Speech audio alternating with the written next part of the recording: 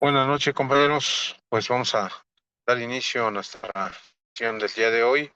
Si no nos van a comer un poquito los tiempos, ya llevamos el retraso. Y bueno, pues ya se encuentra con nosotros el maestro Agustín Moreno Gaspar para dar continuidad a nuestro grupo de estudio. Adelante, maestro. Buenas noches a todos. Es un gusto saludarles, estar con ustedes el día de hoy para continuar con con nuestro círculo de estudio. Buenas noches, maestro. Buenas noches. Bueno, pues el día de hoy vamos a platicar acerca de los actos de investigación que no requieren control judicial. Eh, Precisamente eh, consideré hacer esta forma de primero ver los que sí requieren control judicial porque en realidad respecto de los demás actos, es decir, los que no estén expresamente previstos en la ley como actos que requieren control judicial, pues evidentemente estos no requieren control. En este sentido, aunque el artículo 251 del Código Nacional nos establece un catálogo de actos que no requieren control judicial, no menos cierto es que en el caso, pues, a la última fracción de este artículo nos dice todos los demás que no esté expresamente establecido que requieren control, es decir, por excepción, cualquier otro acto mientras no esté señalado como de control judicial. Eh, en este sentido, pues a lo mejor es importante establecer parte de los actos que establece el código para, en este sentido, de los que no requieren control judicial. Así pues, en primer lugar, tenemos la inspección, en este caso, en sus más, en todas sus formas, más bien, la inspección tanto de personas, la inspección de lugares, la inspección de objetos. Ninguno de estos requiere control judicial. En el caso, quizás a lo mejor, perdón, el tema que eventualmente pudiera resultar importante de comentar sobre esta condición es lo inherente a que aunque no requieren control judicial, eh, en estricto sentido, sin embargo, tampoco son necesariamente condiciones que deban de tener valor pleno. Hay que recordar que en el sistema tradicional, lo que constituían hoy en día las inspecciones eran las fes ministeriales, ¿no? La fe ministerial de objeto, la fe ministerial del lugar, etcétera. Y esto era porque en esencia el Ministerio Público, eh, por un lado, pues atendiendo a que tenía el monopolio del ejercicio de la acción penal y también de la investigación, hoy en día sabemos que ya no es así, porque en realidad el monopolio de la acción penal ya no es una condición monopólica, considerando la existencia de, en este caso, los asuntos en los que se puede ejercitar acción penal particular o acción penal privada, pues precisamente ya no cuentan con esa condición monopólica del ejercicio de la acción penal. Pero también, por otra parte, es importante recordar que en relación a la inspección como tal, es decir, a la verificación de objetos, lugares, personas, etcétera, esta es una condición que ya no está estrictamente reservada al Ministerio Público. Es decir, hay que recordar que todas las partes pueden realizar actos de investigación. Me refiero a el Ministerio Público, a la asesoría jurídica, la víctima, el imputado y su defensor. Todas las partes pueden realizar actos de investigación. Entonces, por eso es que se suprime esa condición de la inspección ministerial y ya no se establece como una inspección ministerial, sino simplemente una inspección. En este caso, pues evidentemente haciendo referencia a una observación y descripción de lo que se está viendo, ¿no? Y esto precisamente porque, bueno, el Ministerio Público ya no tiene fe pública como anteriormente se establecía. Por ello, antes en el sistema tradicional o mixto, la fe ministerial pues era más que suficiente para poder dar por sentada la existencia de los objetos o de las personas o de los lugares sin que hubiera mayor posibilidad de controversia, porque precisamente el Ministerio Público tenía fe pública. Hoy en día, sin embargo, pues esa condición desaparece, evidentemente como una situación que da lógica y sentido a la intervención de las partes en el proceso, es decir, sería ilógico, sería contradictorio que el Ministerio Público hoy en día siguiera teniendo fe si en realidad ya no es el único facultado para realizar actos de investigación, pues las demás partes pueden realizar también actos de investigación, entre ellos pues las inspecciones. Ustedes como defensores o como asesores pueden constituirse en el lugar y dar o generar una inspección del mismo, revisar a lo mejor las condiciones del lugar, revisar si existen cámaras, tanto de seguridad pública, de seguridad privada, incluso en el lugar también generar inspección de objetos que puedan encontrarse en el mismo. Y evidentemente ese acto de investigación pues también tiene valor. Lo que sí es importante establecer, bueno, hay una condición por la que el Ministerio Público ya no realiza las inspecciones, no por el hecho de que haya perdido la fe pública, sino porque eventualmente si ese acto de investigación, es decir, la inspección, se lleva a juicio, pues evidentemente se tiene que presentar como testigo a la persona que realizó las inspecciones. Por eso es que hoy en día las inspecciones las hace Policía de Investigación, no el Ministerio Público, porque si no, el Ministerio Público que realiza inspecciones, pues prácticamente se constituiría en un órgano de prueba, eh, no solamente en autoridad investigadora, sino que incluso tendría que ofrecerse a sí mismo como prueba para el juicio, lo cual evidentemente, pues, por un lado, generaría la complicación de que no pueda actuar como representante social, es decir, como Ministerio Público y a su vez como prueba, evidentemente. Entonces, por esa razón es que no hace hoy en día el Ministerio Público inspecciones, sino lo hace la Policía de Investigación. En el caso, desde luego, también ustedes como defensores o asesores jurídicos tendrían la posibilidad de ustedes mismos generar las inspecciones. Sin embargo, también caeríamos en el mismo supuesto, es decir, que si eventualmente el asunto pasa a juicio y ustedes ofrecen eh, como una condición de incorporación de información precisamente el resultado de la inspección, pues tendrían que ofrecerse como prueba. En este caso, si ustedes fueron quienes realizaron la inspección. De ahí que entonces se tenga que establecer precisamente la condición primordialmente de que quien realiza la inspección no sean ustedes mismos, sino que a lo mejor sea pues sus auxiliares, me refiero a sus pasantes o a lo mejor algún otro abogado del despacho o incluso cualquier persona, ¿no? Puede ser una persona que tenga conocimientos, como lo podría ser un perito en criminalística, o podría ser una persona que no tuviera conocimientos, porque en realidad la inspección, como repito, es la simple observación y descripción de un objeto o de un lugar determinado, pues no se requiere realmente un conocimiento avanzado, un conocimiento especial para poder realizarlo. Basta con que yo describa lo que estoy viendo y con eso se cumpliría ese aspecto. Por eso es que cuando en audiencia inicial, a veces, muchas veces yo veo como muy angustiados a los defensores porque dicen, lo que pasa es que queremos ver las grabaciones de las cámaras de la Secretaría de Seguridad Ciudadana, pero tenemos que traer al monitorista y si el monitorista no viene o está de vacaciones o hay alguna razón por la que no acude, pues cómo la vamos a incorporar, ¿no?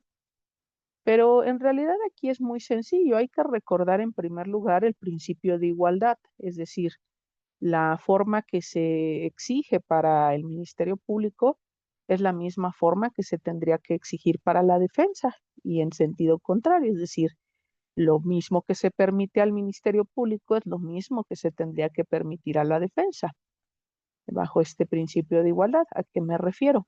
Que si el Ministerio Público incorpora en este sentido como elemento de información la descripción de una videograbación, pues en este caso la descripción de la videograbación lo hace no a través de la presentación de la grabación ante el juez y la cita del monitorista o del policía, etcétera. No, lo hace simplemente a través de una inspección, la inspección que realiza el policía de investigación precisamente de la videograbación. Es decir, yo como policía digo, me constituí en el centro de monitoreo, verifiqué que efectivamente había cámara, pedí el acceso a las grabaciones, me las mostraron y de las grabaciones se puede advertir tal, tal, tal y tal. Y así se puede, y así la incorpora más bien.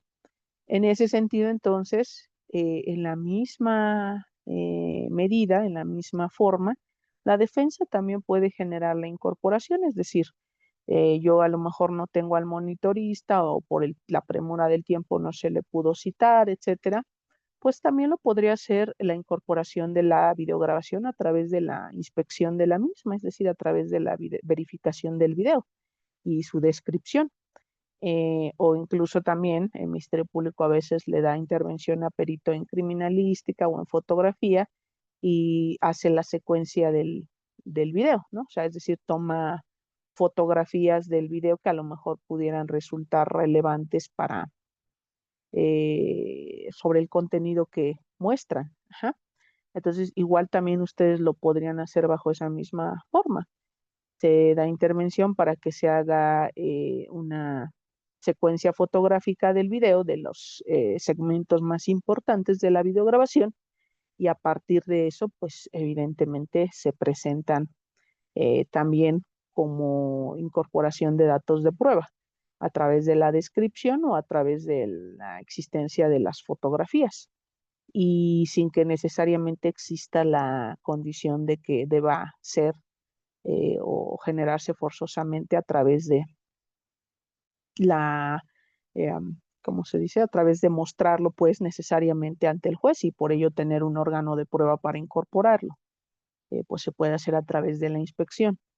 Y esto porque, bueno, eh, también ahí hay muchos ministerios públicos que también tienen una falsa idea de que solamente lo que hace el Ministerio Público tiene valor y evidentemente no es así, porque luego muchas veces dicen, sí, es que realizó la inspección el fulanito de tal, pero pues no se desprende que tenga alguna especialización o que tenga alguna condición de técnica para realizarla.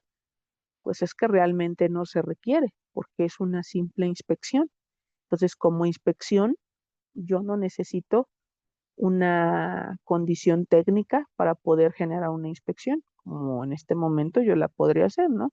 Que estoy observando una pantalla en la que se pueden observar varios recuadros que muestran nombres de diferentes personas, que estas personas se encuentran comentando acerca de un tema en particular, que se observa que está conectado entre otras personas, uno que se identifique como Lic Gilberto Correa Segovia, otro que se identifica como Agustín Moreno Gaspar, otro que se identifica y así.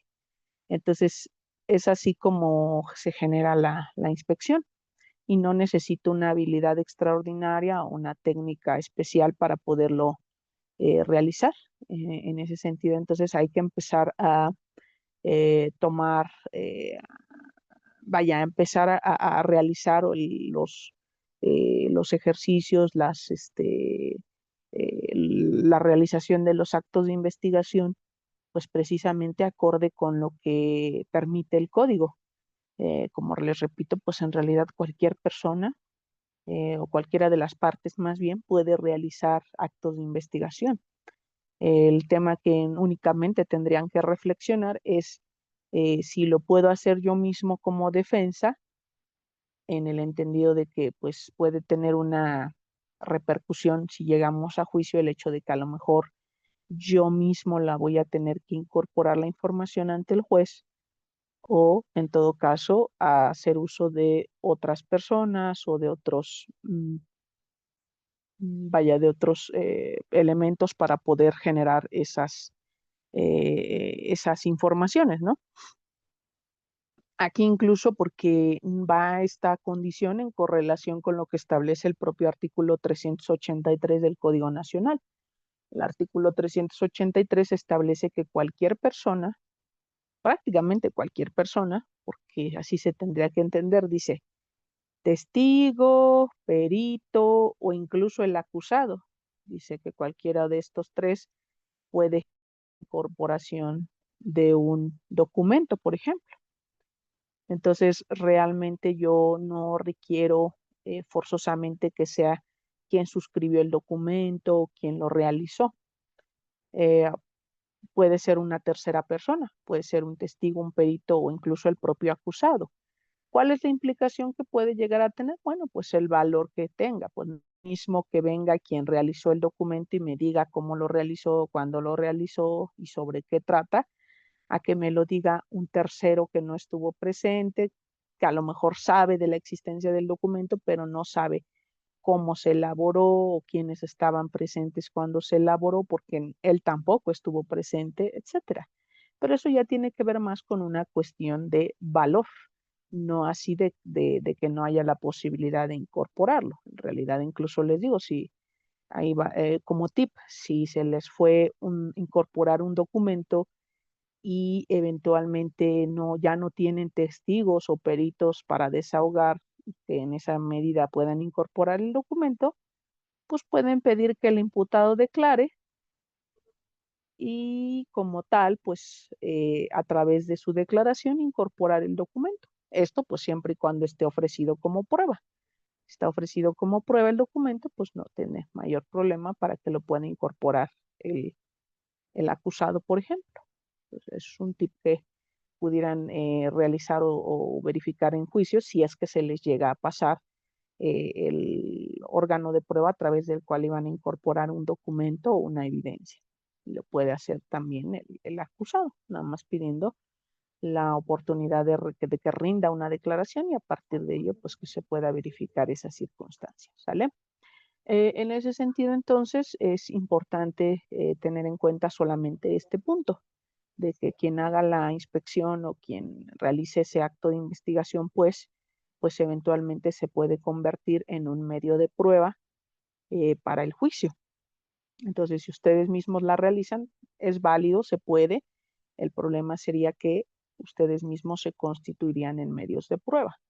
Y obviamente, pues no habría una incompatibilidad para que pudieran participar en el juicio como defensa y aparte como órgano de prueba, ¿no? Porque pues ya habría una contaminación. Y además de que pues no podrían tener conocimiento del desarrollo del juicio, porque tendrían que estar en el juicio hasta el momento en el que les toque declarar o hasta el momento en el que les toca rendir su testimonio, ¿vale?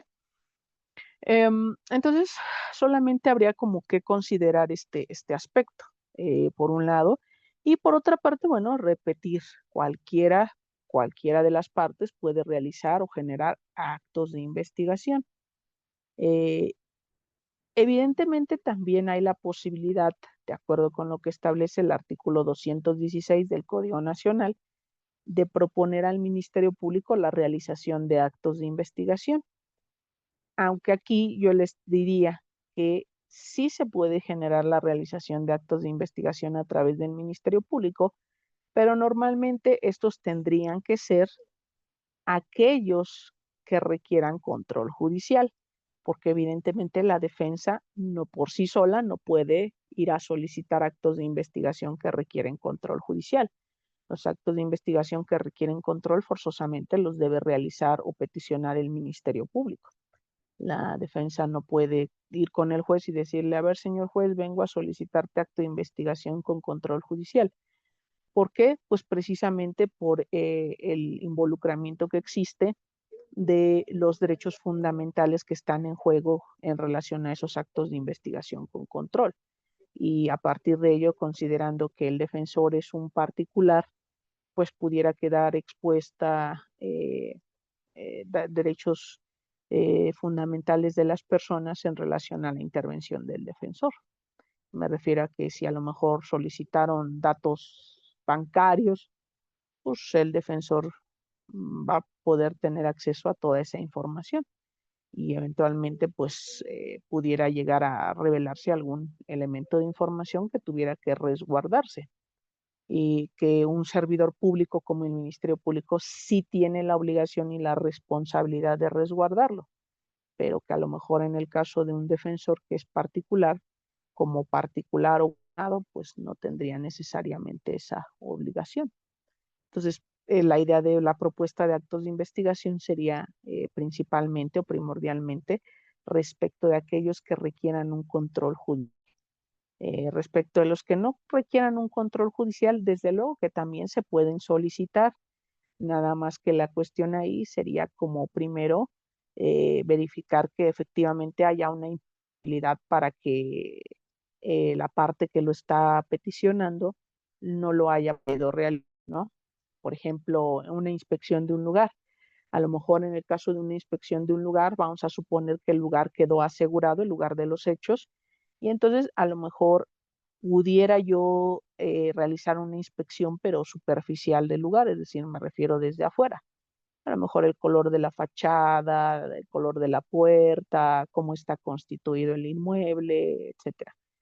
Pero a lo mejor lo importante o lo interesante del acto de investigación es poder tener acceso al lugar. Entonces ahí sí evidentemente el lugar está asegurado por el Ministerio Público, por ejemplo, pues a lo mejor ahí sí hay una imposibilidad para que yo llegue y pues nada más me meta al lugar y diga, bueno, lo voy a inspeccionar.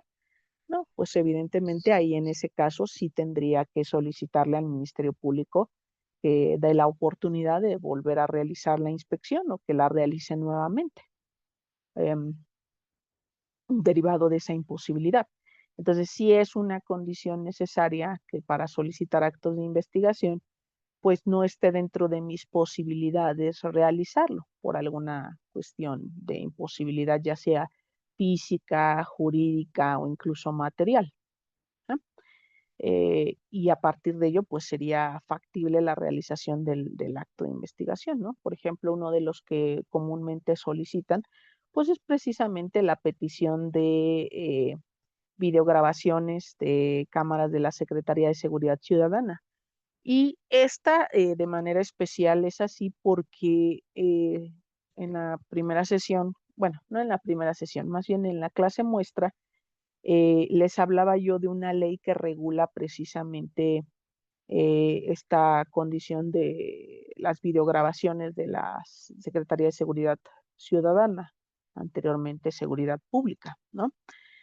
Eh, y precisamente en esta ley que regula el uso de la tecnología, establece que las videograbaciones de las cámaras solamente pueden ser entregadas al Ministerio Público o al juez. Ahí entonces es evidente que hay una imposibilidad para que ustedes como defensores puedan acudir ante la Secretaría de Seguridad Ciudadana y pedirles acceso a las videograbaciones, porque de antemano no se las pueden entregar. Solamente la ley permite Ministerio Público o al juez. Respecto de este punto, pues evidentemente también se tendría que considerar pues la condición de cadena de custodia bajo la que la ley establece debe conservarse y resguardarse las videograbaciones. Entonces, ahí hay otra imposibilidad que la defensa o en este caso o la asesoría jurídica pues evidentemente se convertirían en parte de la cadena y al convertirse en parte de la cadena pues también caeríamos en el mismo supuesto de que se convertirían en órgano de prueba y evidentemente pues no podrían participar ya en el juicio como tal pues como defensores, porque tendrían la calidad de prueba. Entonces, ahí sí se puede solicitar, por ejemplo, que el Ministerio Público realice la petición respectiva a la Secretaría de Seguridad para efectos de que permita el acceso a las grabaciones o que remita las grabaciones, ¿no? Y ya con eso, pues, evitar evadir la condición de imposibilidad, ¿no? Entonces, esa sí es una consideración que deben de tener en cuenta en cuanto a la realización de los actos de investigación, que de forma especial se pueden solicitar al Ministerio Público cuando son aquellos que requieren control judicial o en caso de que no lo requieran, cuando haya una imposibilidad para que yo mismo lo realice. Eso como tal no está establecido en sentido estricto en el código, aunque sí habla de idoneidad y pertinencia, de acuerdo con el 216. 216 dice, solamente se podrá proponer actos de investigación siempre y cuando corrobore que son idóneos y pertinentes, es decir, que sí tendría que tener una utilidad, ¿no? Por ello no podría estar yo peticionándole cualquier acto, sino que aquellos que pudieran tener una utilidad, pero también de esto se podría desprender el hecho de que también tendría que establecer la imposibilidad que tengo para realizarlos. Ello adicional al hecho de que de todas maneras, cuando yo le pido al Ministerio Público que realice un acto de investigación, en realidad el acto de investigación no queda bajo resguardo, es decir, hay que recordar que el artículo 337 del Código Nacional establece que el Ministerio Público tiene la obligación de descubrir todo, todo, absolutamente todo lo que genere como registros de investigación. En el caso de la defensa también tiene la obligación de descubrimiento probatorio, pero solamente respecto de aquellos elementos que vaya a llevar al juicio. Es decir, que si durante el desarrollo de mi investigación como defensa descubrí algún elemento de prueba o alguna información que me perjudica o que le perjudica a mi representado, no tengo la obligación de descubrirlo. Sin embargo, pues precisamente cuando le pido al Ministerio Público que haga esos actos de investigación, pues ya de antemano, forzosamente va a tener que descubrirse ese elemento de prueba, es decir, va a tener conocimiento del mismo el Ministerio Público. Y si es una condición que me perjudica o que le perjudica a mi representado, pues ni modo, se va a poder utilizar válidamente, aun cuando yo lo haya propuesto, pero al final del día, pues no puedo proponer actos de investigación sin que quien los realice, pues precisamente tenga conocimiento del resultado de estos. En ese sentido, entonces, ahí en ese punto tendríamos que ser cuidadosos de que no todos los actos de investigación se los tenemos que dejar al Ministerio Público, sino aquellos que no podamos realizar nosotros y desde luego por el tema también de la información que pudiera llegarse a descubrir, que la pudiera utilizar el Ministerio Público si me perjudica y bajo esa tesitura entonces se estaría señalando esa condición. ¿Qué otra cosa sería importante destacar en este punto? Creo que básicamente es considerar estos aspectos cuando se generan actos de investigación y a su vez cuando se proponen ante el Ministerio Público.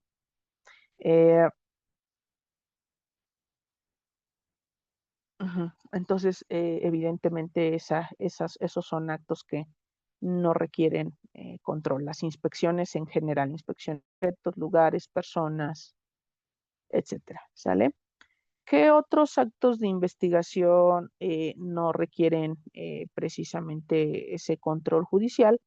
Bueno, pues nos dice también que la revisión de personas. La revisión de personas no hay que confundirla, perdón, no hay que confundirla con el acto de investigación de la 152, referente al reconocimiento o examen físico de la persona. ¿Se acuerdan que les dije? Este reconocimiento o examen físico hace referencia a poder explorar zonas del cuerpo que están normalmente provistas de ropa. En el caso de esta revisión corporal, como acto de investigación que no requiere control, se refiere más bien a lo que llamamos cotidianamente el cacheo. Es decir, cuando un policía detiene a una persona, pues normalmente la revisa para ver si no porta objetos peligrosos o con los que se pudiera causar daño a una o varias personas. Entonces, en ese sentido, pues precisamente se puede generar la revisión de la persona sin que haya autorización judicial. Es decir, el policía válidamente puede revisar a la persona, incluso como una condición de asociada o adyacente a lo que llamamos los controles provisionales. Si han escuchado sobre este tema de los controles provisionales. Bueno, no me voy a meter mucho porque esto tiene mucho ya que ver con los supuestos de flagrancia y evidentemente la detención de la persona.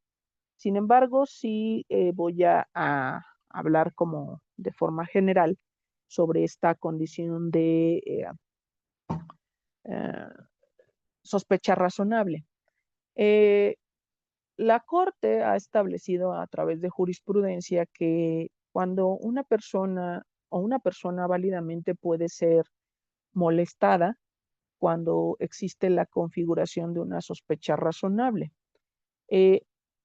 Hace mucho tiempo, a lo mejor si tenemos en el foro personas jóvenes, hace mucho tiempo en realidad un policía te podría parar en la calle y decirte, a ver, porque incluso por ahí hay un meme así de donde dice, a ver, flaco, párate, te ves sospechoso, ¿no? Y de alguna forma literalmente era así. O sea, el policía decía, a ver, párate porque te ves como sospechoso, como que algo traes, como que algo debes, ¿no? Entonces, a partir de eso se generaban muchas detenciones. Porque decía el policía, bueno, pues este flaco lo encontré caminando por la calle, y pues como lo vi sospechoso porque lo vi tatuado, o porque pues es de color cartón mojado, o alguna razón de esa naturaleza, pues por eso lo detuve y resulta que cuando lo revisé, pues le encontré el cohete, le encontré los narcóticos o le encontré lo que haya en este sentido podido haber llevado en su poder como parte de la comisión de un delito. Eh, entonces, derivado de que se generaban muchas detenciones así, pues es por eso que se tuvo que pronunciar la Corte sobre cuándo era válido establecer la existencia de una sospecha razonable y cuándo ésta no cumplía con el parámetro de razonabilidad, ¿sale? Pero bueno, ahorita les voy a seguir hablando de esto porque tenemos una mano levantada. Alfaro B. Si quiere abrir su micrófono, creo que tiene una Sí, pregunta. buenas noches. Buenas noches. La clase pasada vimos lo respecto al cateo y yo quería manifestarle una inquietud, porque casi en todos los cateos hay arbitrariedades por parte de quien lo ejecuta. Siembran armas, siembran drogas, se roban dinero, se roban alhajas, se roban ganado. O sea, en verdad son muchas violaciones a derechos humanos. Yo estaba pensando que los cateos se filmaran y que fueran otras autoridades también colegiadas a ejecutar el cateo, como Comisión de Derechos Humanos, alguna institución. Me acuerdo que hay una Secretaría de Estado que hacía funciones de transparencia, hoy tiene otro nombre. Entonces, no sé, porque en verdad es algo tan ilegal la ejecución de los cateos. Van a ver que se roban, llevan gente que no está en la lista, llevan 4 o 6 gentes que no están en la lista, y obviamente que esa gente nunca va a aparecer, pero esa gente fue a saquear la casa. Entonces sí, siempre me ha preocupado la ejecución de los cateos, y que yo creo que hay que amarrarle las manos al Ministerio Público para que vaya a lo que vaya, pero una cuestión legal, Sí, esa era mi inquietud, maestro. Y otra, aprovechando de lo que estaba diciendo, perdón. Ah, no, una por momento. No, no es cierto.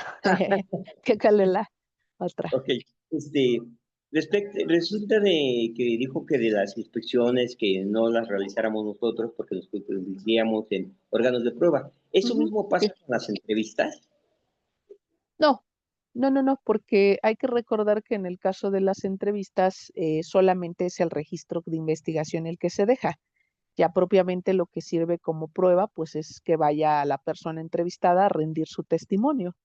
Entonces ahí no opera esa circunstancia porque en realidad yo no estoy rindiendo la declaración, solamente estoy dejando la constancia de lo que me dijo en la entrevista, pero la entrevista como tal no es la prueba, la entrevista es solamente el registro y en todo caso la prueba en sí misma es el testimonio. Entonces ahí no hay esa posibilidad de que yo me convierta en órgano de prueba porque en realidad el órgano de prueba va a ser el testigo a quien se entrevistó. Ujú. Entonces, eso por lo que hace a la última inquietud, más bien empecé en orden inverso. Respecto de la primera inquietud, mire, la realidad es que sí tienen mucha razón, digo yo estando en la unidad 12, que pues sí tengo que decirle era el que ordenaba los cateos, eh, pero muchas veces se hace o bueno, muchas veces, más bien siempre se hace de buena fe. Es decir, el Ministerio Público va y me dice, no, ¿sabes qué? Pues resulta que hay tal cuestión en tal lugar, entonces necesitamos entrar para revisar, etcétera, ¿no? Y entonces uno pues ve la necesidad y dice, bueno, sí, en efecto, hay que girar el cateo para que se pueda realizar actos de investigación dentro del lugar. Eh, Sin embargo, sí, desde luego, hay muchos excesos en la realización de los cateos. No todos son así. Digo, hay gente de la fiscalía que es bastante leal, bastante, eh, vaya, pues, legal, pues justa, y si no encontraron nada, pues no encontramos nada y bueno, ni modo. Eh, y sí, desde luego que también hay personal de la fiscalía, pues que se presta a sembrar evidencias en el interior de los domicilios cateados, como usted dice, permitir el ingreso de más personas de las que realmente se autorizaron, o incluso robar dentro de los domicilios, ¿no? De hecho, eh, pues hubo un caso muy sonado aquí en la ciudad de un cateo que realizó, si no mal recuerdo, creo que fue la fiscalía, no me acuerdo si de asuntos relevantes o de antisecuestro, creo que fue la de asuntos relevantes. De hecho, a ese ministerio público que realiza el cateo, yo lo super conocía. La verdad es que cuando lo conocí, a mí se me hacía como un servidor público muy leal, o sea, pues también educado, o sea, respetuoso y todo. Y resulta que cuando lo vi en las videograbaciones que presentaron en los noticiarios, pues sí, como que no lo podía creer. Y realmente, pues no solamente era el hecho de que pues el cateo no había ocurrido como lo decían, sino que incluso hasta al parecer se robó gran parte del dinero que se encontró. Creo que era una casa de bolsa o algo así, el lugar cateado. Y que incluso a partir de eso, pues también descubrió de cierta manera mm, la simulación de actos para solicitar un cateo en un lugar donde sabes que vas a encontrar, por ejemplo, dinero. Porque ahí la solicitud del cateo, también conozco al compañero juez que libró ese cateo, la solicitud del cateo fue porque supuestamente vieron en este lugar vendiendo narcóticos, eh, cuando no tenía nada, absolutamente nada que ver. Eh, Incluso por la propia naturaleza del lugar, pues es evidente que no vendían narcóticos ahí, ¿no? Pero como les digo, uno como juez, pues actúa de buena fe. O sea, no es que digas, yo creo que el Ministerio Público me está tratando de engañar y pues no, no. A veces uno llega con el tiempo, con la experiencia, a desarrollar como ah, como ese sentido para poder detectar cuando a lo mejor me están queriendo tratando de engañar. Pero en realidad muchas veces pues es nada más como la sensación que uno tiene, no necesariamente que puedas probarlo, que puedas demostrarlo, ¿no? Y desde luego que pues muchos abogados, muchos litigantes se quejan, entre otras cosas, pues eh, de la ejecución de los cateos, en donde normalmente hay excesos. Ahí la cuestión muchas veces no es como tal que el juez no crea o que no pues se disocie de la realidad, ¿no? O sea, también nosotros conocemos la realidad de lo que pasa en muchas ocasiones, ¿no? Los excesos, los robos, etcétera, que se dan. Como les decía, en este caso, pues era evidente que ahí no podían haber vendido narcóticos. Entonces, evidentemente, el cateo se solicitó con la intención de entrar prácticamente a robar, ¿no? Porque sabían que había dinero. Entonces,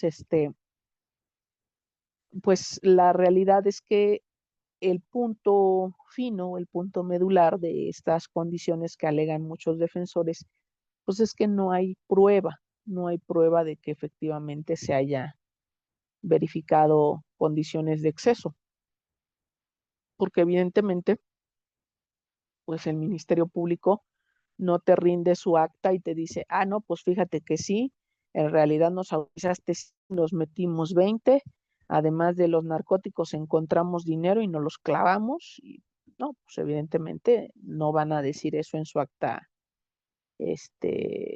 circunstanciada que levantan. Eh, ¿Por qué? Pues porque al final de cuentas ellos mismos son los que realizan. Entonces, creo que aquí un elemento que sí permitiría dar mayor certeza o tener elemento de prueba para generar certeza en relación a los cateos podría ser el de las grabaciones de los cateos. Eh,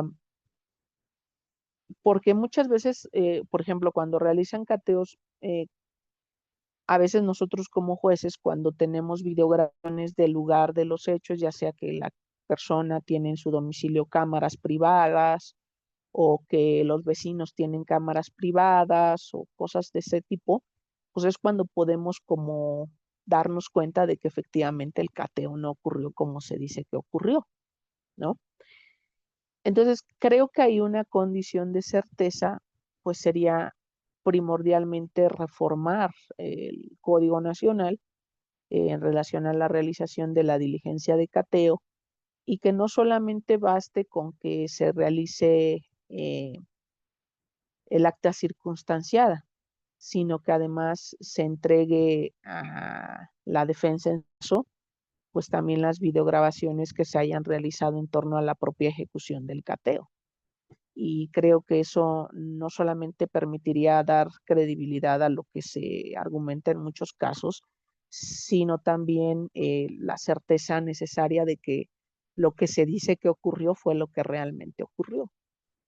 Creo que esa sería una propuesta viable en relación a esa condición, eh, porque en relación a que si puede participar personal, por ejemplo, de la Secretaría de Seguridad, perdón, de la Comisión de Derechos Humanos, yo ahí le vería dos inconvenientes. Uno, pues que en sentido estricto no son servidores públicos y la ley solamente permite participación de servidores públicos. Y dos, pues obviamente la necesaria coordinación que tendría que haber entre las fiscalías y las comisiones de derechos humanos para que se asignen personales que puedan estar día y noche disponibles para participar en diligencias de cateo. Porque pues hay que recordar también que las diligencias de cateo se pueden generar en horario abierto y entonces así como lo puede ejecutar a las 10 de la mañana, lo puede ejecutar a las 3 de la madrugada. Y entonces pues ahí también requeriría que estuviera disponible el personal de la comisión. Vaya, no podría yo decir, pues es que pues como no está el de la comisión, pues de todas maneras yo tengo que ejecutar el cateo, pues aunque no esté, lo ejecuto. Pues en realidad esa no, me parece que no resolvería mucho la cuestión de los excesos, a diferencia de lo que podría ocurrir con las videograbaciones, que también pues tiene sus asegúnes, pero bueno, sería de primer momento una posibilidad para evitar los excesos. Yo creo que sería interesante que se propusiera reforma en relación a ese punto a partir de muchos casos que se han verificado en medios de comunicación sobre los excesos en los cateos, ¿no? Y que también, pues lamentablemente o tristemente, las fiscalías creo que también mm, han utilizado mucho este tema del cateo como una forma para eh, generar información, es decir, como si fuera cualquier acto, vaya, cotidiano, el que te metas a la casa de una persona, ¿no? Vaya, está muy asociado como a lo que muchos le decimos el kilo de ayuda, ¿no? A ver, pues aquí te meto unas bolsas de marihuana, ya digo que te agarre con marihuana y te llevo ante el juez, y a ver entre lo que te llevo ante el juez, pues a ver qué te encontramos, o a ver qué te inventamos, o a ver qué te echamos, ¿no? A lo mejor resulta que debías un muertito, bueno, pues ya te agarré por la marihuana, pues aunque te suelten, aunque te dejen en libertad, pero mientras, pues te vas a tener que quedar en lo que vamos a que me permitan tener la detención legal de la persona por otro delito, ¿no? Y así pasa un poquito en el caso de los cateos. También se ha utilizado como una herramienta para poder generar, pues, malas prácticas, pues, porque también es cierto que en relación a los cateos que se realizan y que se ejecutan, también muchos están asociados a la existencia de flagrancia. Y evidentemente como flagrancia, pues a lo mejor es difícil destruir la flagrancia de un cateo, porque pues decimos, se solicitó la autorización, el juez dio la autorización para el ingreso, ingresa la policía, ingresa el Ministerio Público y te encuentran adentro con las armas o los narcóticos. O sea, ¿y cómo puedes romper la flagrancia? Es muy difícil, muy difícil. Algo parecido con relación a lo que pasa con el famoso kilo de ayuda, ¿no? Pues como es también flagrancia por la naturaleza del delito que es permanente, pues por eso le echan el kilo de ayuda, porque pues es difícil romper la flagrancia en esos casos, ¿no? Pues sí, tristemente se han utilizado como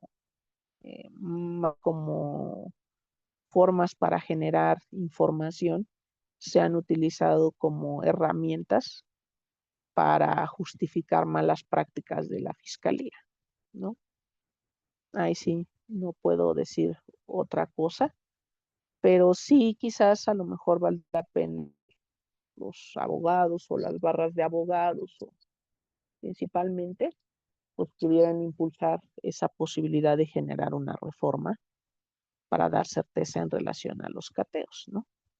Que a lo mejor sí va a ser una cuestión un tanto difícil porque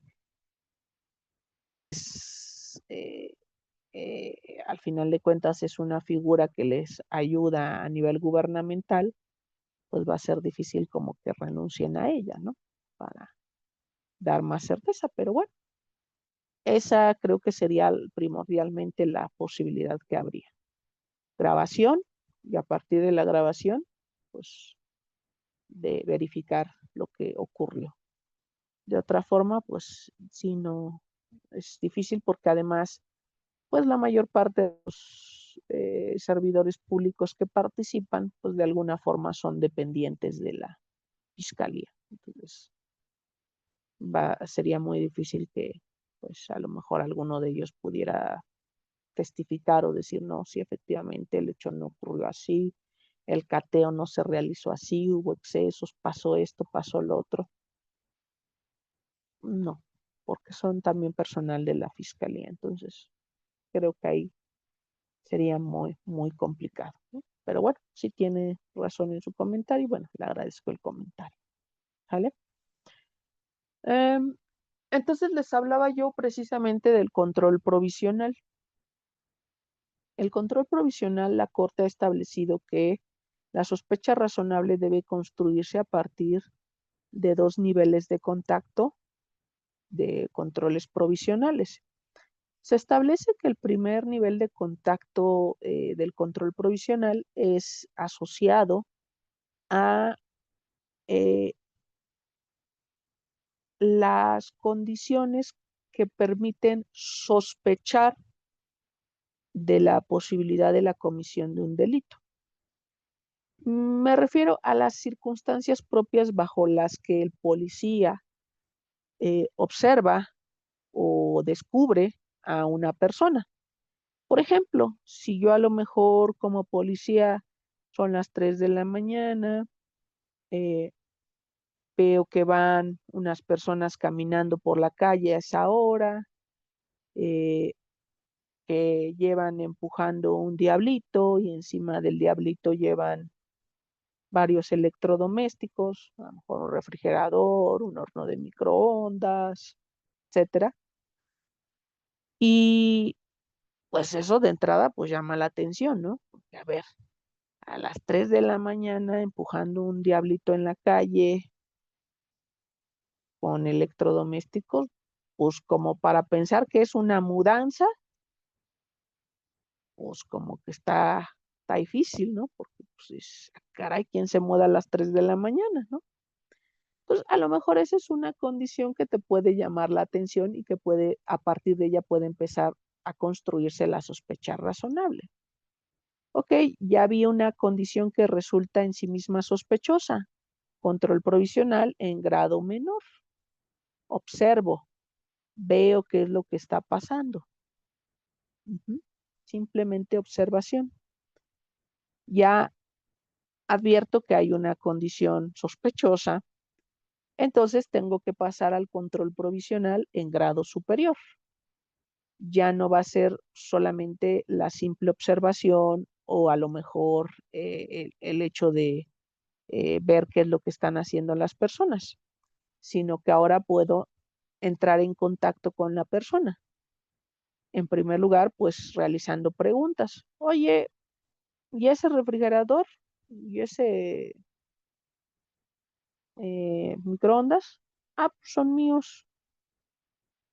Ok, ¿y por qué los estás cargando ahorita a las 3 de la mañana? Ah, pues es que acabo de llegar de chambear, salgo de chambear a las 2 de la mañana, entonces a la hora que me pude trasladar mis electrodomésticos. ¿Y para dónde vas o qué? Ah, no, pues lo que pasa es que me estoy cambiando de departamento. Vivía allá atrás en un departamento, ahora me voy a las calles de adelante, a otro departamento, pues los voy estoy mudándome, ¿no? Bueno, pues no hay un comportamiento eh, evasivo o un comportamiento que denote pues actitudes extrañas de la persona. Pues hasta ahí queda mi control provisional. Ya no pude observar que hubiera alguna otra condición de sospecha. Ya me dijo qué hace ahí, ya me dijo por qué está ahí, ya me dijo que son suyas esos objetos y pues la razón por la que lo está moviendo a esa hora, ¿no? Entonces, no pude observar alguna otra condición sospechosa. Ah, pero ¿qué pasa si en ese mismo ejemplo le pregunto, oye, flaco, ¿a dónde vas con el diablito? No contesta, se queda callado o no puede explicármelo. Oye, ¿y de quién son esos aparatos?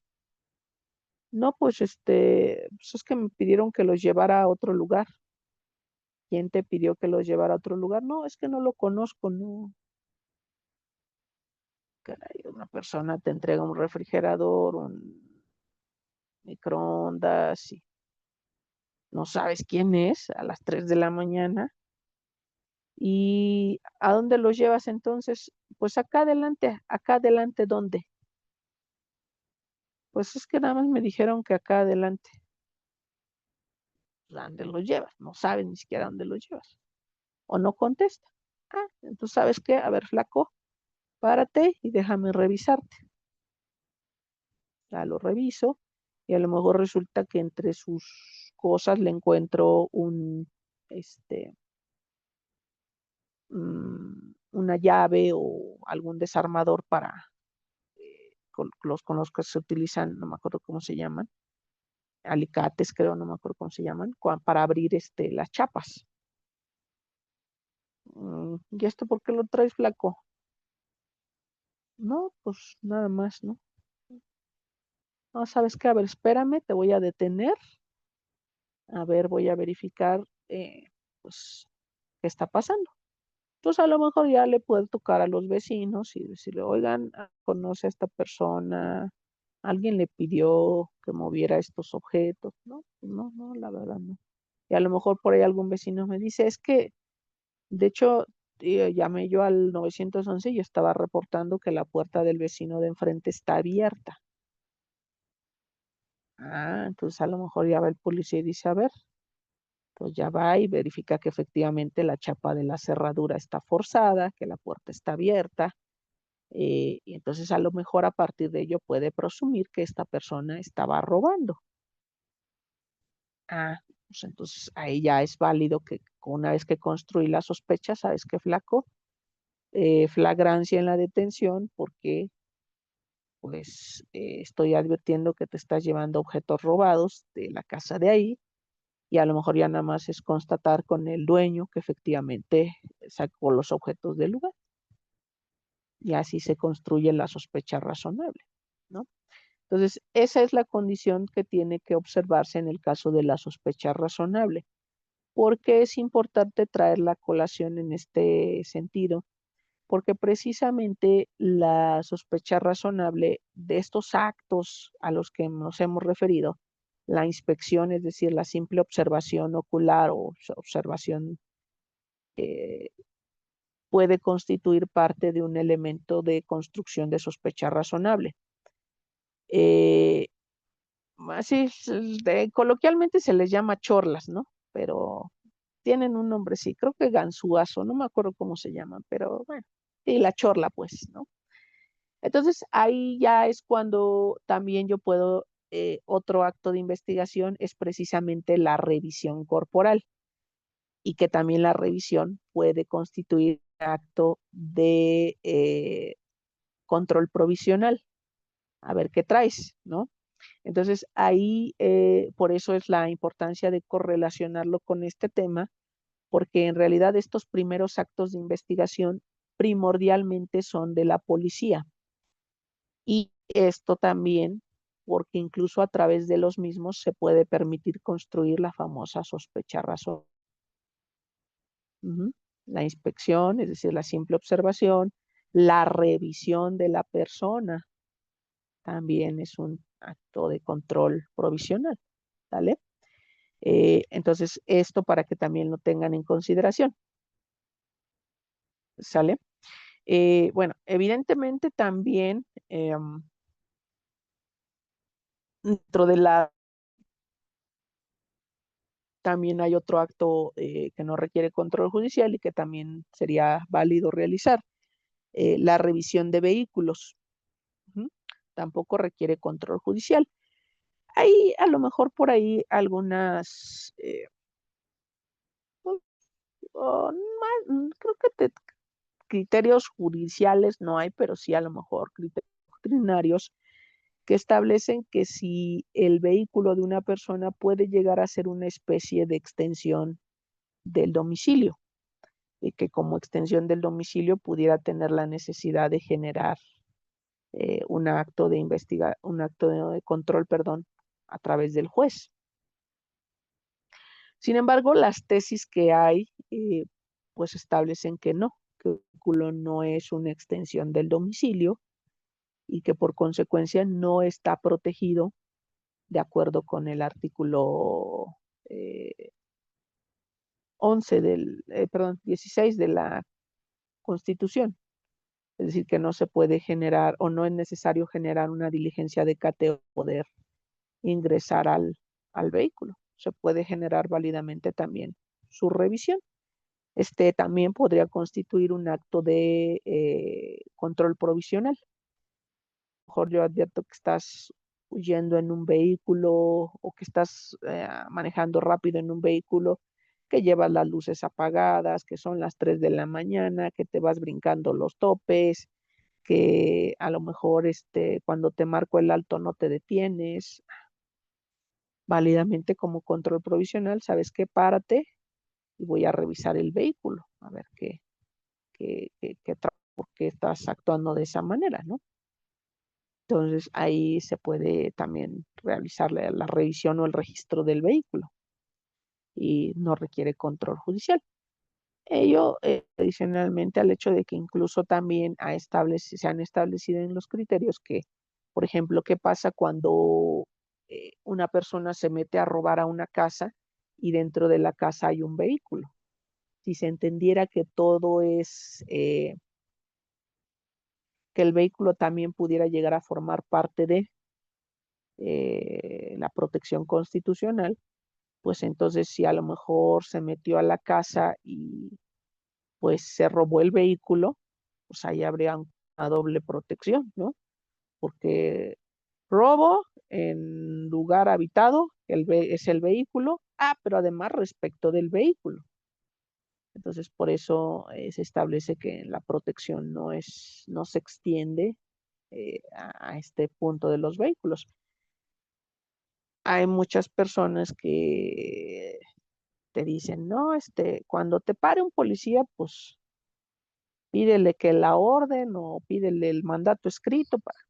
No, de hecho no es una condición que requiera un mandato. Basta con que haya una condición de sospecha razonable. Que ojo, no es simplemente decir, a ver, te paro y te reviso. No, es construir la sospecha, es decir, a ver, te paro, te pregunto a dónde vas, de vienes, de quién es el vehículo, qué llevas en el vehículo o así. Todo eso es válido. Claro que si tú no contestas o estás nervioso o muestras actitudes evasivas, pues ahí válidamente el policía sí te puede decir, a ver, voy a revisar el vehículo. Y si encuentra algo, pues hay delito flagrante, ¿no?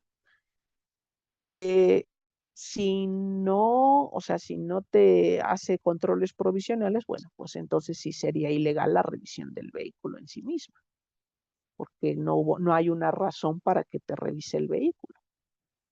Ajá. Esa es nada más la única consideración que tendría que hacerse, porque sí, luego muchos,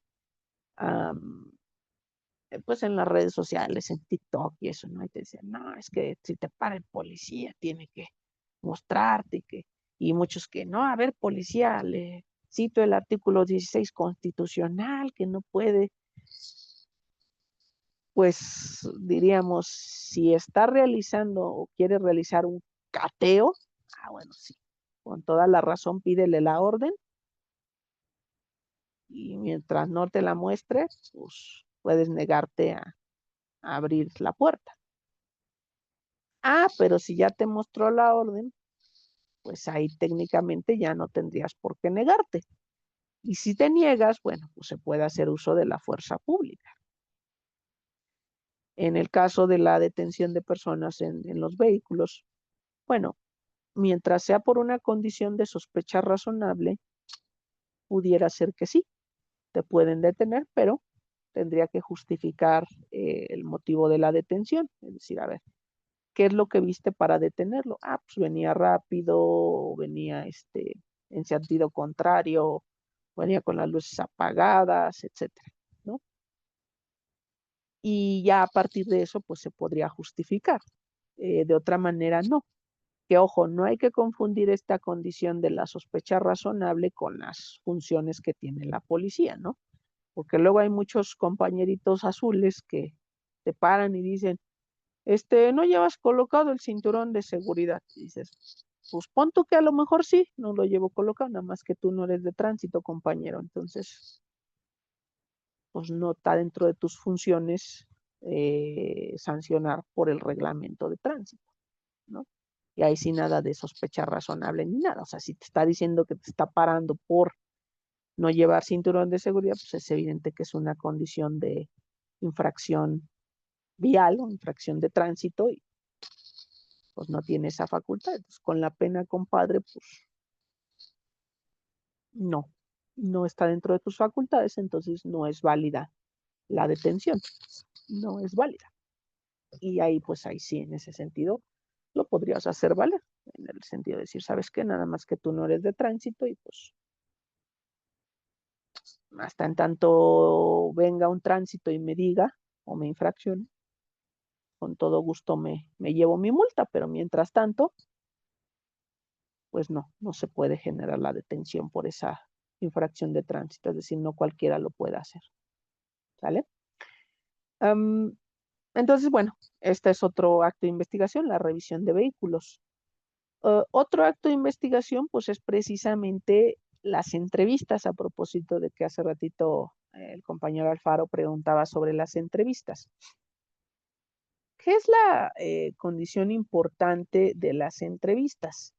La condición importante de las entrevistas es precisamente que quede el registro, de la información que dio la persona entrevistada.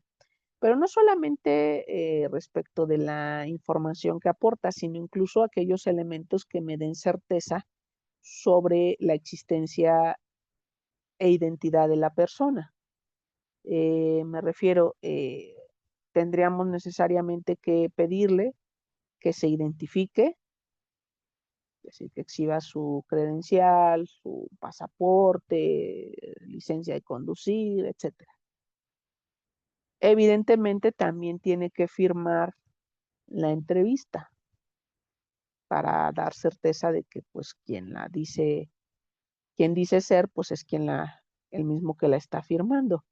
Y esto, aunque pudiera parecer como muy obvio, muy evidente, en la práctica hemos tenido también audiencias en las que a veces, no sé si por la prisa o no sé por qué razón, pero no firman las entrevistas.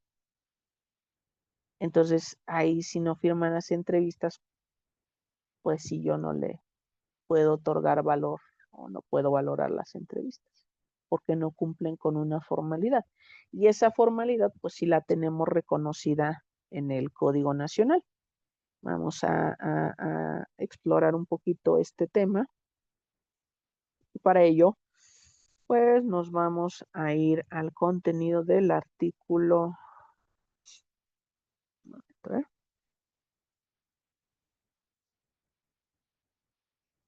217, creo, si no mal recuerdo.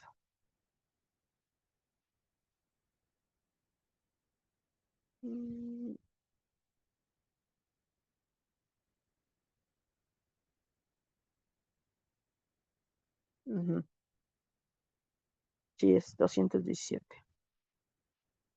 Dice, el Ministerio Público y la Policía deberán dejar registro de todas las actuaciones que se realicen durante la investigación de los delitos, utilizando al efecto cualquier medio que permita garantizar que la información recabada sea completa, íntegra y exacta, así como el acceso a la misma por parte de los sujetos que de acuerdo a la ley tuvieran derecho a exigirlo. Es decir, aquí habla del descubrimiento probatorio. Luego dice, cada acto de investigación, esta es la parte importante, se registrará por separado y será firmado por quienes hayan intervenido. Si no quieren o no pueden firmar, se imprimirá su huella digital.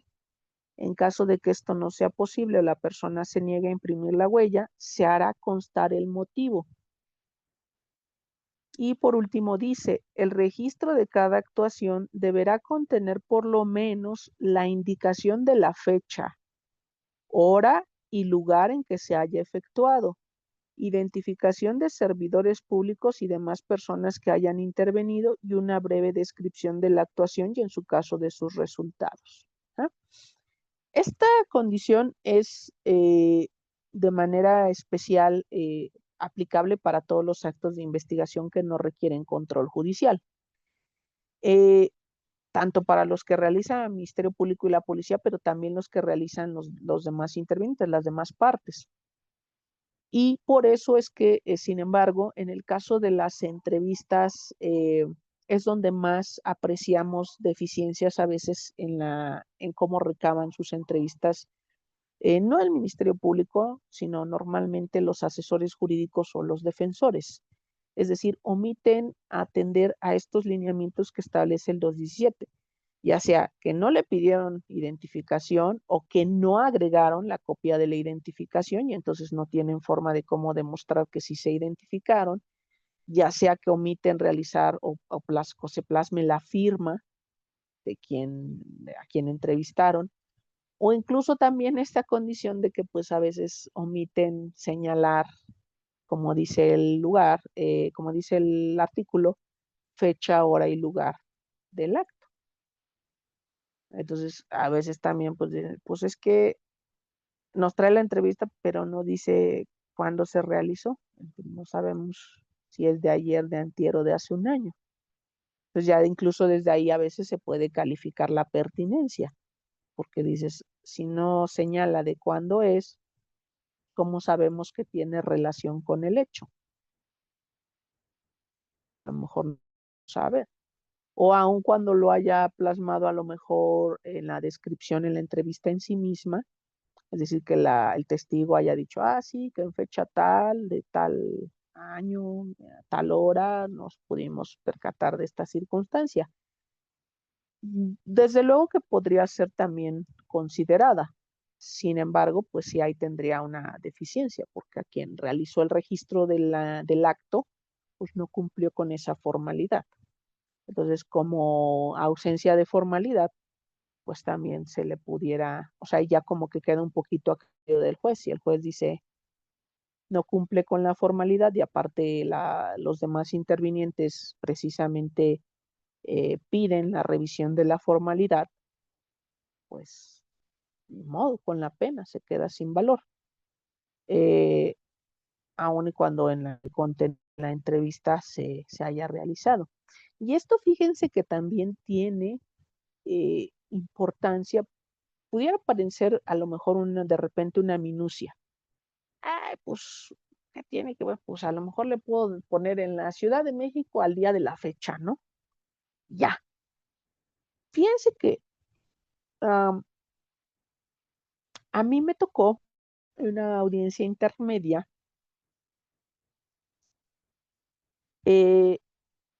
La defensa realizó actos de investigación, entre ellos realizó un dictamen y unas entrevistas. ¿Qué fue lo que pasó en la audiencia intermedia? Cuando las ofrece, o sea, sí las ofreció en tiempo, las ofreció bien dentro de los 10 días que establece el código y todo. Y sí tenían relación con los hechos. Pero resulta que cuando viene el debate de exclusión, el asesor jurídico y la fiscalía solicitan exclusión en términos del 346 fracción cuarta por contravenir disposiciones legales para su desahogo. Y lo establecen porque dicen ninguna de las entrevistas trae fecha de su realización. Entonces, ¿cómo sabemos que las entrevistas se realizaron durante la investigación complementaria y no después? Entonces ahí te quedas pensando, caray. Pues sí sería una condición para poder generar su legalidad en el ofrecimiento y desahogo, pues que tuviera cuando se realizó. Porque Perdón, si se realiza, ¿sí? del 346 fue fracción cuarta. Fracción cuarta, así es. Gracias, disculpe la interrupción. No se preocupe. Porque sí, efectivamente, Si no tiene fecha, ¿cómo sabemos si fue antes o después? Evidentemente, si se realizaron actos de investigación después del cierre de la investigación, pues ya no son válidos, porque están fuera de. Y eso lo correlacionaba porque además la pericial que realizó, esa sí tenía fecha. Nada más que el problema es que la fecha de realización de la pericial era posterior al cierre de la investigación. Entonces, pues ahí sí con la pena le tuvimos que excluir sus pruebas, porque en relación a la pericial dijimos, es evidente que se realizó fuera de la investigación, ya no se puede, no se podría ofrecer porque está fuera de. Y por lo que hace a las testimoniales, derivado de que no cumple con la formalidad del registro de la investigación porque no se establece cuándo se realizaron, fue antes o fue después, porque además ellos, que no es una condición de exclusión el descubrimiento probatorio, eso hay que tenerlo en cuenta, no es una condición de exclusión. Sin embargo, pues sí esa formalidad para verificar precisamente si entra en tiempo o no, porque ¿qué pasa si en sentido contrario, por ejemplo, el Ministerio Público les entregara un registro de investigación que no tiene fecha? ¿Cómo tenemos la certeza de cuándo lo realizó? No tenemos certeza. Y pudiera haberlo realizado apenas ayer y te lo está entregando hoy. Te lo quiere hacer pasar como si lo hubiera realizado desde la investigación complementaria. Entonces, ahí sí te podría dejar en estado de indefensión porque, además de que no tenías conocimiento del acto de investigación, pues pudiera estar fuera de tiempo. Y obviamente, pues si está fuera de tiempo, pues ya no sería admisible. Entonces, ahí, por eso les digo, pareciera como algo tan lógico, tan sencillo de observar, pero ya en la práctica hemos encontrado algunas deficiencias de esa naturaleza. Entonces, para efectos de que también cuando realicen actos de investigación, pues verifiquen esta condición de que se establezca fecha, lugar y hora en la que se realizó el acto de investigación, que sea firmada, que evidentemente tenga condiciones de documentación que te permita establecer efectivamente la identidad y la existencia del testigo.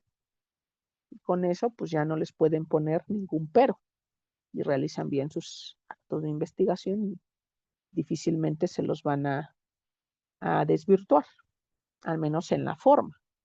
Ya en el fondo, pues será otra cuestión, ¿no? ¿Vale? Entonces, eso es lo que tendrían que observar cuando realizan entrevistas, ¿vale? ¿Qué otro acto de investigación no requiere control judicial? El reconocimiento de personas. El reconocimiento de personas aquí sí, a diferencia del acto que sí requiere control, que es el de, ¿cómo se llama? Revisión, perdón, inspección corporal. En este caso, sí hablamos de lo que llamamos comúnmente como rueda de identificación o fila de identificación, lo que hacemos a través de la utilización de la famosa cámara de Gesell. Ajá. Precisamente ahí, en la cámara de Gesell, se establece la necesidad de realizar ahí el acto de reconocimiento, no porque digamos, la protección y que si, para que no lo vean, no. El propio código mandata que la diligencia tiene que ser realizada precisamente cuidando el tema del contacto entre quien va a reconocer y a quienes se van a reconocer. Entonces, por eso es que se utiliza la famosa cámara de Gesell. Que fíjense, como dato cultural, es chistoso porque en realidad la cámara de Gesell se utiliza hoy en día para realizar reconocimientos de imputados, pero en su origen, la cámara de Gesell fue inventada por un psicólogo, creo que es austriaco o alemán, no me acuerdo, que se llamaba Arthur Gesell.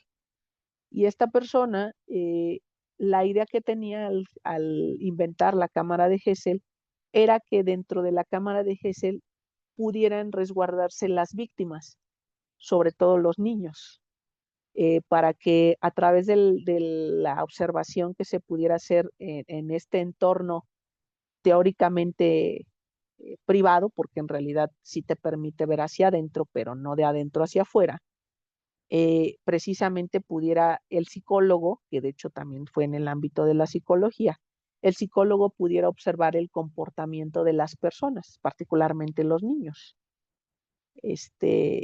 Para eso se inventó la cámara de Gesell, pero resulta que se terminó utilizando más bien para el ámbito del derecho y particularmente en el caso del reconocimiento de imputados o acusados, ¿no?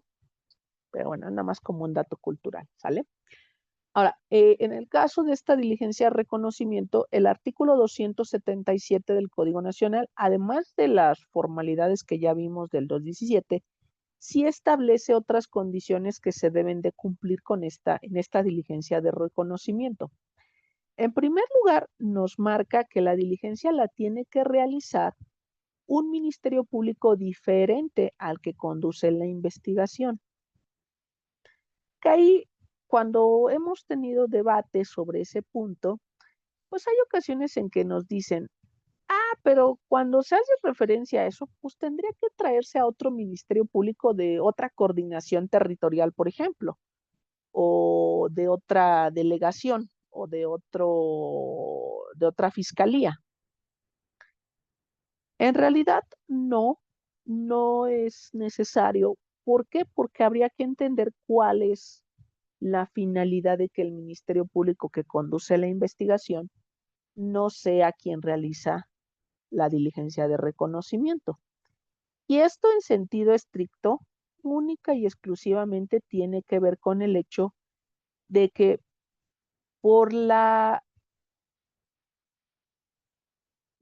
por sacar el trabajo, el Ministerio Público llegue a inducir a testigos o a víctimas para que hagan un reconocimiento. O sea, no importa quién reconozca, si es el 1, si es el 3, si es el 5.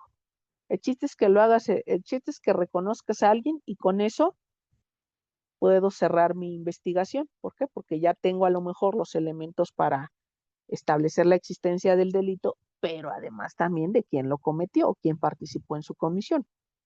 Entonces, la idea de que sea otra persona no es referente a que haya una imparcialidad, por decirlo de alguna forma, y que por eso tengas que traerte a otro ministerio público de otra coordinación o de otra fiscalía o de otra agencia del Ministerio Público. No.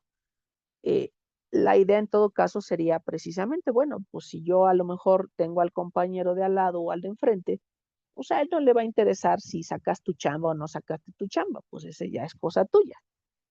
Y de alguna manera, pues no va a tener en ese sentido intención o interés en que pues haga un reconocimiento, es decir, si lo reconoce bien y si no, pues también, ¿no? No pasa nada. Pues ya total le digo al compañero, ¿sabes qué? Pues no reconoce a nadie, con la pena pues vas a tener que seguir con tu investigación. Entonces, esa es la idea de por qué tiene que hacerla otro ministerio público.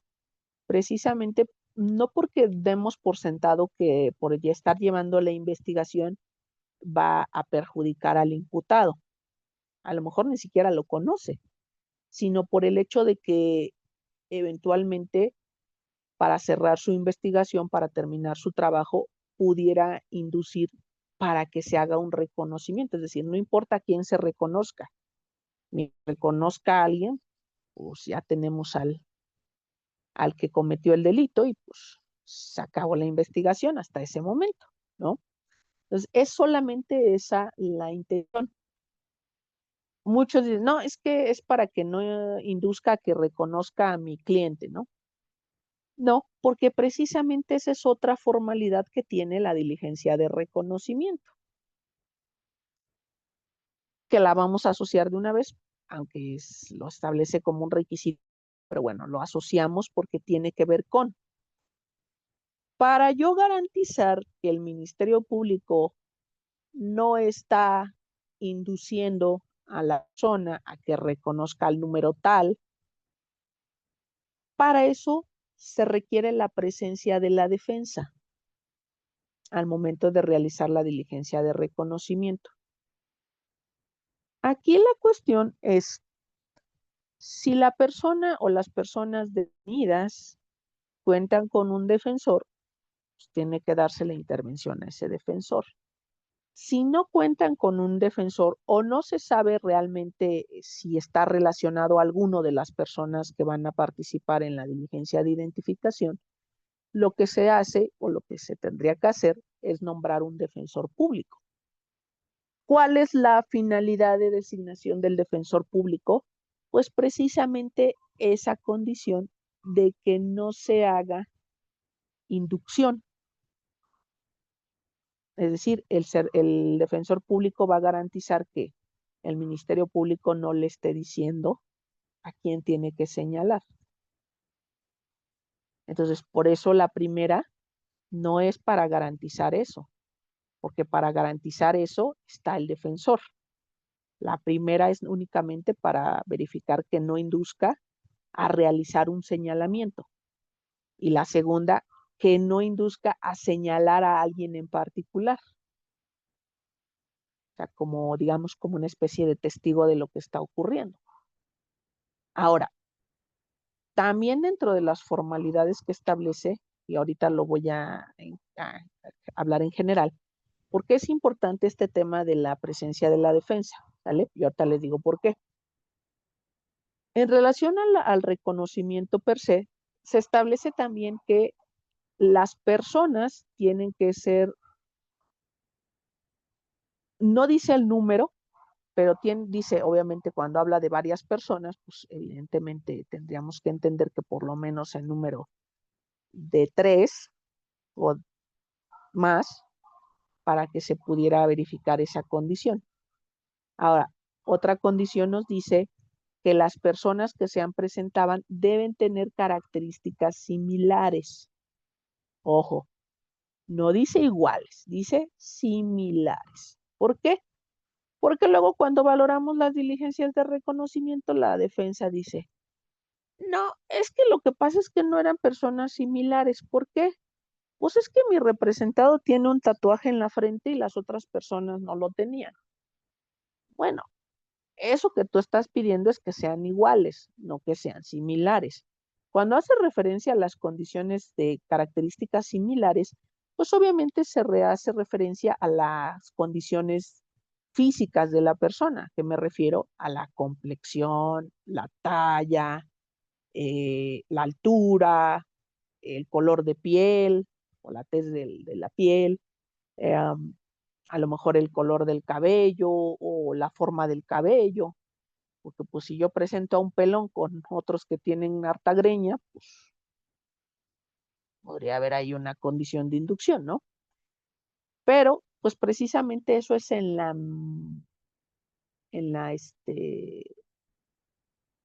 forma en que lo permita el caso en particular. Es que tiene una cicatriz, es que tiene un tatuaje. No, no voy a poder jamás encontrar personas iguales, porque tendría que haber otras personas que tuvieran el mismo tatuaje, que tuvieran en el mismo lugar, y eso pues prácticamente es imposible. Entonces, si la persona dice, pues lo reconozco por el tatuaje, bueno, pues se hizo lo que se pudo. O sea, porque si desde el principio vio el tatuaje, pues es muy seguro que lo va a reconocer, independientemente que le presentemos a 5, 10 o 20 o 1000, pues lo va a reconocer por la característica particular del tatuaje. Pero ahí sí ya no se puede hacer nada, o sea, ya sería exigirle más allá de lo que es exigible. Lo que sí es que por lo menos se deben de parecer, eso sí. Ujú. Y obviamente también que el reconocimiento se haga uno a la vez. Es decir, que si tengo, por ejemplo, 2 testigos que van a hacer reconocimientos víctima, pues no los voy a meter a todos en el mismo tiempo para que me digan quién es. No, tengo que pasar primero a uno, terminado la diligencia, paso a otro y así subsecuentemente. Inclusive da la posibilidad de que quien vaya a ser reconocido pueda escoger el lugar donde quiere colocarse en la fila. O sea, y para que a lo mejor si pasa un primer testigo y reconoce al número 3, pues a lo mejor ahora dice, no, ahora ya no quiero estar en el número 3, ahora quiero estar en el número al último. Ah, bueno, entonces pasa el segundo testigo y dice, ah, pues es el último. Ah, pues ya ni modo, compadre, ya te identificaron 2. Entonces, eh, un poquito como la idea de que le resulte difícil el reconocimiento a la víctima o al testigo, para que sea fiable en relación a la espontaneidad del reconocimiento. Ujú. Ahora, ¿qué hemos observado en la práctica sobre este tema de la diligencia de reconocimiento? Uno, que los defensores se duelen de que no se atendieron las condiciones que establece el código. ¿A qué me refiero? Que no había el número de personas suficiente para poder generar el aspecto del distractor. 2, que las personas no eran parecidas entre sí mismas. 3, que a lo mejor la víctima o el testigo no lo identificaron o que hicieron manifestaciones distintas a las que se quedó plasmada en el registro de la investigación. Ahí ustedes me podrían preguntar, oiga, pero ¿cómo se le puede hacer? Yo en su momento le sugerí a los defensores públicos, pídanle al Ministerio Público que les tome comparecencia y en ese momento hagan valer las condiciones que hay en la diligencia de reconocimiento. ¿Sabes qué? Se está presentando una persona gorda, otro flaco, otro enano y otro moreno. No se parecen entre sí. Entonces, ¿cómo puedo establecer que cumple con esa condición de el distractor si todos son diferentes? Ah, o ¿sabes qué? Quiero incidentar que no se le dio oportunidad a mi representado para colocarse en el lugar que él quisiera. O al momento de realizar el reconocimiento pasaron la víctima y un testigo, no fue por separado. ¿Por qué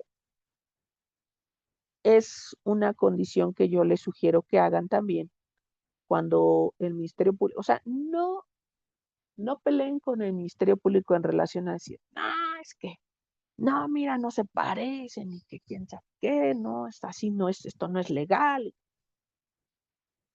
Porque el Ministerio Público, pues de alguna manera en ese tipo de acto de investigación, pues tiene el sartén por el mango, ¿no? Entonces va a decir, yo soy el que conduce la diligencia y bueno, yo digo que sí son iguales, yo digo que sí se parecen. Y pues ahí no le van a ganar al Ministerio Público. Pero lo que sí es que, ya sea durante la diligencia, pudieran tomar el uso de la palabra, que a lo mejor no es lo más recomendable porque si hay más reconocimientos que realizar, pues a lo mejor ahí va a ser difícil que si ya le dijeron al Ministerio Público, ¿sabes qué?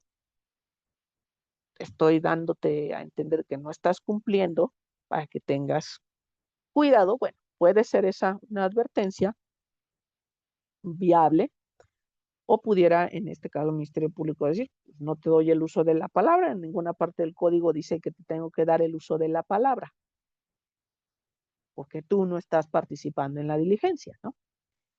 Pero a lo mejor sí, una vez concluida la diligencia de reconocimiento, solicitar el tomarle comparecencia y hacer valer esas inconsistencias que hay en la diligencia de reconocimiento. ¿Para qué? Para que ustedes tengan evidencia, por un lado, de que no se están conformando con el acto de investigación y por ello dar la posibilidad de una convalidación. Y por otra parte, para tener prueba de que efectivamente la diligencia no cumplió con los requisitos que establece el 277. ¿A qué me refiero con una y con otra? Bueno, hay que recordar que en el caso de los actos de investigación o los actos procesales también, que incumplan con una formalidad, pues son nulos. Pero se habla de una nulidad relativa. ¿Por qué una nulidad relativa? Porque si solamente no se cumplió con una formalidad, se puede reparar, que es a lo que llamamos saneamiento o convalidación. ¿Cuándo es una y cuándo es otra? Saneamiento, cuando vuelvo a realizar el acto, cuando lo repito. Y al repetirlo, al volverlo a realizar, pues ahora sí cumplo con todas las formalidades. Pero también tenemos el acto de convalidación. Y en el acto de convalidación dice que si la parte que se siente afectada no lo hizo valer,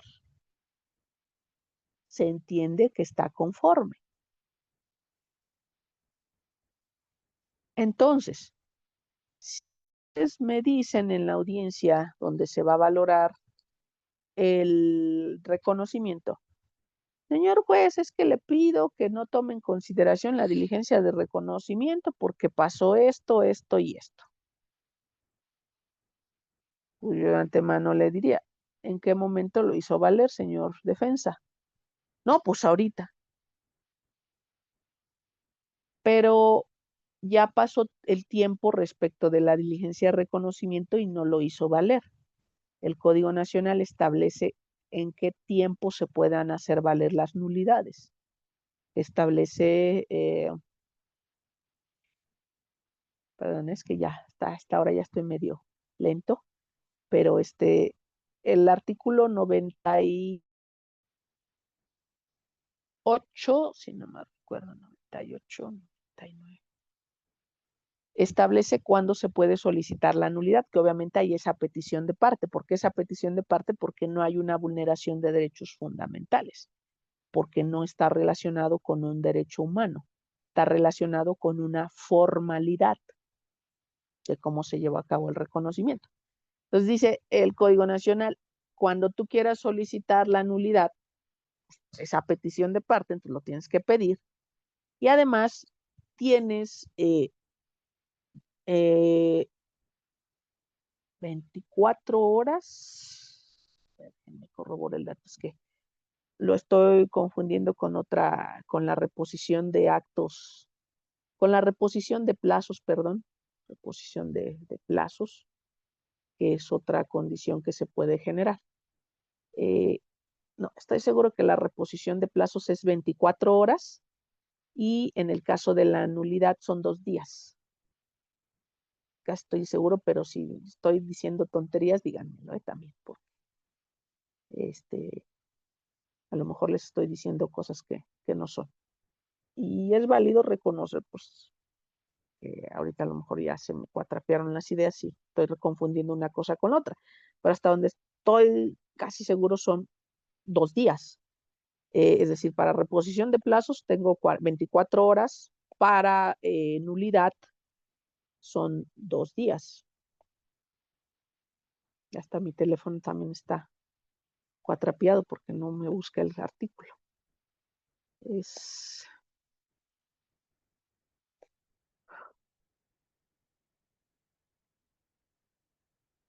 Ajá. 98, 2 días siguientes a que se genere el acto.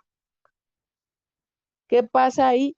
Si a lo mejor yo, empezando la audiencia inicial, no incidenté la nulidad y a lo mejor duplicamos el plazo constitucional, ya para cuando llegó la duplicidad, que fue el momento en el que pude hacer el argumento, ya se pasó el tiempo, ya pasaron más de 2 días, no se hizo valer la nulidad a partir del momento en que se conoció, con la pena, pero está convalidado el acto. Entonces, yo le podría decir válidamente a la defensa, es que ya no hay materia para dolerse porque no se dolió en su momento. Y si no se dolió en su momento, ya no se le puede nulificar el acto. Entonces, al quedar constancia en la carpeta de investigación respecto de la diligencia de reconocimiento que hubo inconformidad, eso me puede servir como pauta para solicitar la nulidad, porque evidentemente, pues digo, tan es nulo que desde ahí lo advertí. Pero bueno, lo hago valer ahorita ante el juez, porque es quien tendría que decretar la nulidad, ¿no? Pero si, como les digo, no lo hicimos y se nos pasó el tiempo, pues el juez con la mano en la cintura o incluso el Ministerio Público podría decir, es que ya no es susceptible de anularse porque no se pidió dentro de los 2 días siguientes a la realización del acto, está convalidado. Y la segunda condición tiene que ver precisamente con el hecho de que haya prueba de que efectivamente la diligencia de reconocimiento no cumplió con las formalidades. ¿A qué me refiero? Cuando yo hago una comparecencia ante el Ministerio Público necesariamente tendría que contestarme algo. Decir, ¿sabe qué? No, el defensor está mintiendo porque no es cierto, sí se hizo de acuerdo con la formalidad que establece el código, por ejemplo, ¿no? Normalmente no lo hacen. O sea, solamente dicen, sí, en uso de la palabra el defensor señaló tal cosa, ¿no? Y ya. Entonces, cuando llegamos al debate en la audiencia, hay ocasiones en que cuando la defensa solicita la nulidad y me dice, es que sí se lo hice valer, sí le dije que no cumplía con las formalidades y a pesar de ello continuó y realizó la diligencia, entonces ahí de alguna forma yo le revierto la carga al Ministerio Público, porque entonces, a ver, hubo esa incidencia, Ministerio Público, ¿qué dijo con relación a esa incidencia? No, pues nada. Pues entonces está convalidando que sí es cierto. Es decir, aquí le volteamos la tortilla. Se dijo que pues no es cierto que sí cumplía con las formalidades. Evidencia de que cumple con las formalidades. No, pues no tengo. Pues aquí queda el dicho de la defensa contra el dicho del Ministerio Público y por esa razón pues en realidad no tendría valor. Porque ¿cómo puedo saber si es cierto lo que dice el Ministerio Público o si es cierto lo que dice la defensa? Entonces, ahí es una condición que me puede resultar útil para poder evidenciar la existencia del incumplimiento a las formalidades. El hecho de que el propio Ministerio Público, aún sabiendo que la defensa se estaba doliendo de eso, no hizo nada para tener la evidencia en sentido contrario. O sea, si ahí yo como Ministerio Público dije, la defensa está mintiendo, fácil, me voy otra vez a la cámara de Gesell y tomo fotografías de la fila. Tomo una fotografía de la fila y pues, mire, aquí la agrego a la carpeta y mire, señor juez, aquí tengo la fila, puede advertir de la fila que sí son parecidos. Pues sí, no, pues entonces, señor defensa, vámonos. Tiene valor porque sí tiene el Ministerio Público evidente que si son similares. Y esa era una condición que incluso antes no cuidaba el Ministerio Público. A veces ni siquiera describía, ya no digamos la complexión o las características físicas de las personas. A veces ni siquiera decía los nombres de quienes habían participado.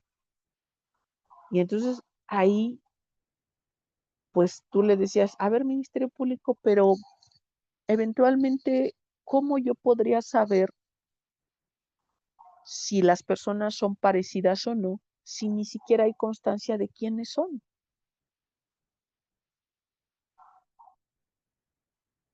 Entonces todavía peor, porque, bueno, como diríamos en el barrio, todavía peor, porque pues aparte ni siquiera sé quiénes eran los que estaban en la diligencia. Entonces, es una condición que se tendría que cuidar tanto por la defensa como por el Ministerio Público. Desde luego que, bueno, si hay reconocimiento, pues lástima para la defensa. Si no hay reconocimiento, pues lástima para el Ministerio Público. Pero es así como se tienen que empezar a generar elementos de información para controvertir ese tipo de situaciones, como lo que preguntaba nuestro amigo Alfaro al principio respecto de la diligencia de cateo. ¿Cómo puedo yo controvertir la diligencia de cateo? Hoy en día es difícil, pero a lo mejor echándole un poquito de ganas y de imaginación, podríamos llegar a tener alguna condición para confrontarla. En el caso de la diligencia de reconocimiento, esta es la sugerencia que yo les hago. Si hay violaciones a las formalidades de la diligencia, evidencienlas en la carpeta. Claro que a lo mejor ahí también, y me pasó en alguno, el defensor, creo que sí era el defensor público o era uno privado. No, creo que era uno privado. Yo creo que había tomado curso conmigo porque sí lo pretendió hacer valer ante el Ministerio Público y me dijo, es que su señoría, yo le pedí al Ministerio Público que me diera uso de la palabra, le pedí que me tomara una comparecencia y nunca quiso. Y entonces ahí pues yo, a lo mejor ahí sí pensando, decía, bueno, y hay que, por ejemplo, ¿qué podría hacer? Lo único que se me ocurrió, pues es obviamente llegar a la audiencia inicial y incidentarlo, o bien que lo dijera a través del acusado o del imputado, pues. Ya sabes qué, pídele que te tome declaración y cuando declares, mi defensor al estar presente en la diligencia de reconocimiento, me manifestó que hago manifestación de que las demás personas no se parecían a mí. Y ya, solo quiero declarar. Entonces, la idea sería como dejar de alguna forma alguna constancia de esa circunstancia para que eventualmente se pueda utilizar en la audiencia. Y si no, bueno, pues llegar a incidentarlo desde el primer momento. Ahí solamente a lo mejor la cuestión sería la condición de los tiempos, porque si a lo mejor la diligencia la hizo 2 días antes de que se celebrara la audiencia inicial, pues ahí el Ministerio Público se podría defender diciendo ya no está en tiempo, está convalidado.